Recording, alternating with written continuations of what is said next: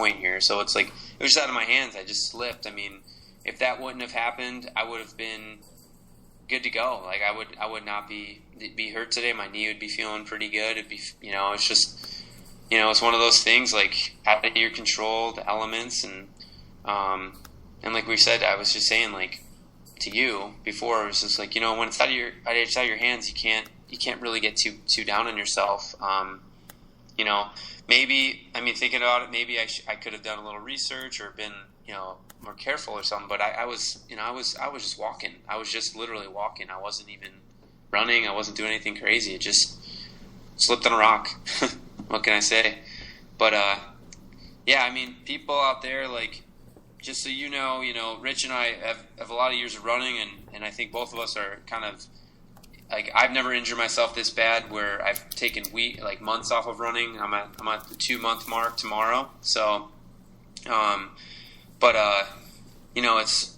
was telling him before, you have to be very aware that injuring yourself can be helpful in a way where it can help teach you kind of how to rehab, what to look for. I think we've said this before too, like kind of look at where your kind of weaknesses are and build those while you're injured, because when you're running full time or when you're training full time, you don't really necessarily take a look at the weaknesses as much because you're feeling good and you're just going for it. So, be frustrated. It's a natural reaction, a natural emotion when you're just chomping at the bit, sitting on the couch, whatever. But at the same time, there's like I said, there's a lot of other things you can do to be proactive. And if it's something out of your hands, like something like me falling, or Rich will probably tell you, like he just rolled his ankle yesterday. If it's something like that, just the elements just kind of get you, it is what it is, don't stress. Like more stress in your body is just going to hinder you from healing faster. And that's the truth. But if you're hurt because you're a moron and you're just running yourself into the ground, I'm kidding about the moron thing, so don't send me any nasty emails.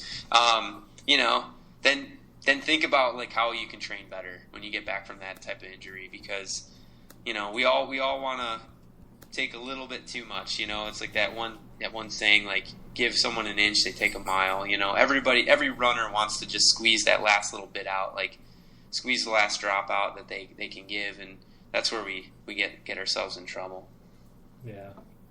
And I think, like, I know for me and hearing your story, it's a different animal too when you're on the trails, because I know I have especially now, every intention of being careful and being a little bit more attentive to where I'm putting my feet, and even when you're being careful and you're attentive, sometimes things just, and even more so on the mountains and in the trails, in San Diego, when you're kind of more desert-like, where, you think you're putting your foot on something that's secure, and then the next thing you know, it's moving from underneath your foot, and then the next thing, you're, twisting your ankle or tweaking your knee a little bit, and, I've often even contemplated, just kind of sticking to the roads, for a bit, because I seem, when I run on the roads, and I don't seem to have any issues other than I just feel a lot more beat up, just from being on the roads, but same thing yesterday. I was trying to be pretty careful and was just ducking under a tree, and then must have put my foot on something, and there it goes.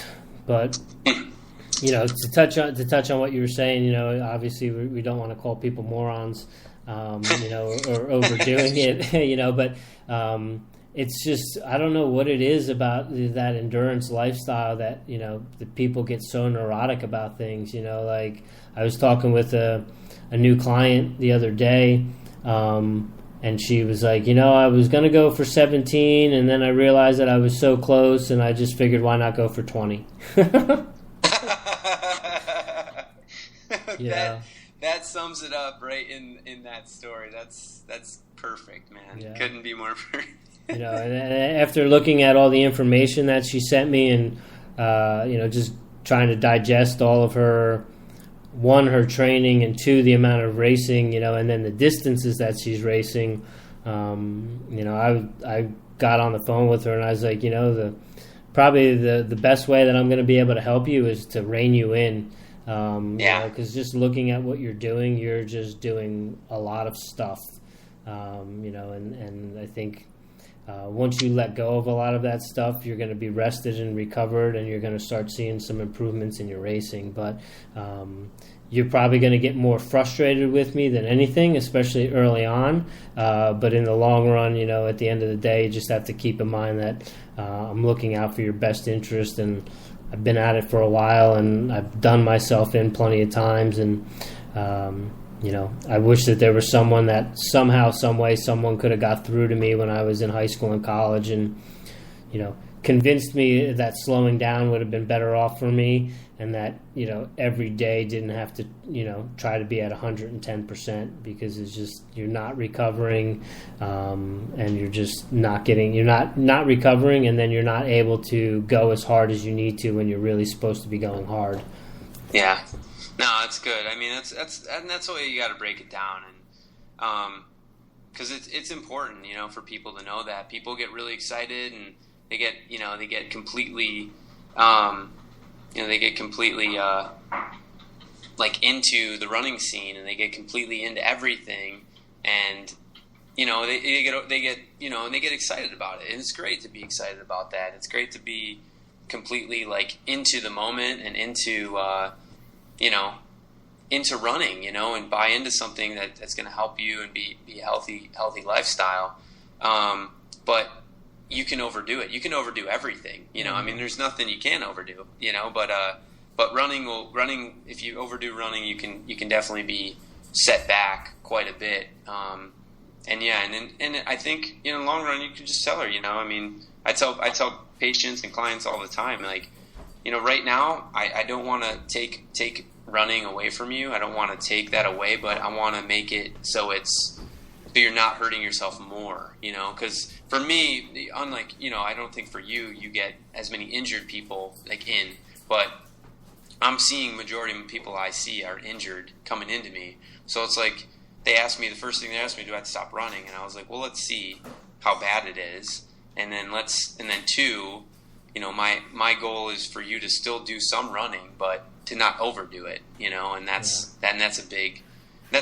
a big thing. And for you to tell your client that, like, having her best interest is good, because you gotta have that trust. So, and that's what this is about, like the Long Run Project, Running WOD, like that's what we're about, everybody. Like, we're about like making sure you're preventing these injuries. I mean, do not follow our model of health right now, but I mean, honestly, it's like that's why I got into this. That's why you got into this.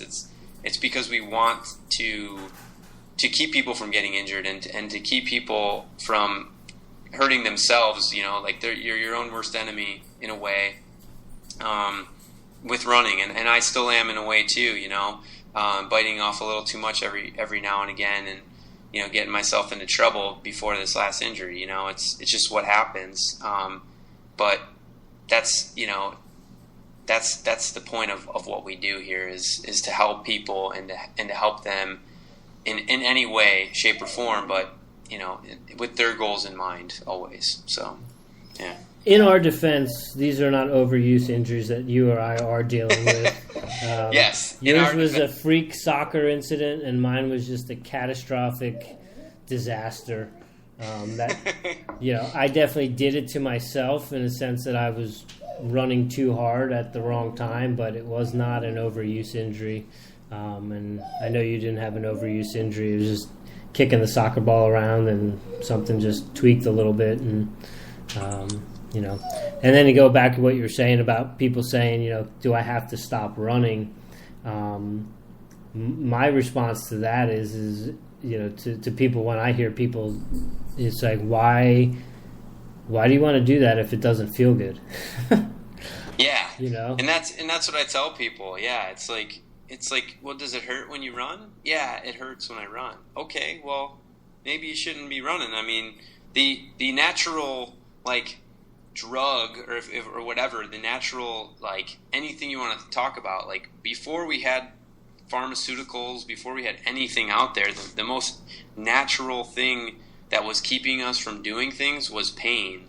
And before, like when we were, cavemen and stuff, it's like if something hurt, you wouldn't use it. Like you dislocate your shoulder, you're not going to go reach for a glass of off the counter that's above your head. Like you're just not going to be able to do it. Why? Because pain's going to stop you from doing it. So it's just the same concept, and that's the natural kind of body protection that our bodies were built with, to say, hey, don't do this because it hurts. And then, without going into too much crazy stuff, it's like when you have pain, it shuts off muscles around from working the way they're supposed to be working, and they guard instead of do what they're supposed to do, which is just contract or relax. But they are just completely guarding because they don't want you using that particular part of your body. So we don't have to get into the science of that, but if your body's telling you that, and muscles don't have brains, they just do what they kind of are meant to do. Like if your muscles are not letting you do what you want to do, then you probably shouldn't be doing it. Yeah. Simple as that. And that's also that's your body, telling you not to do it, and it's also telling you you're doing something wrong. That's a good indicator that your mechanics or your technique is flawed, and the amount of volume that you're putting it under with that flawed mechanics that's where that pain is coming from. Yep.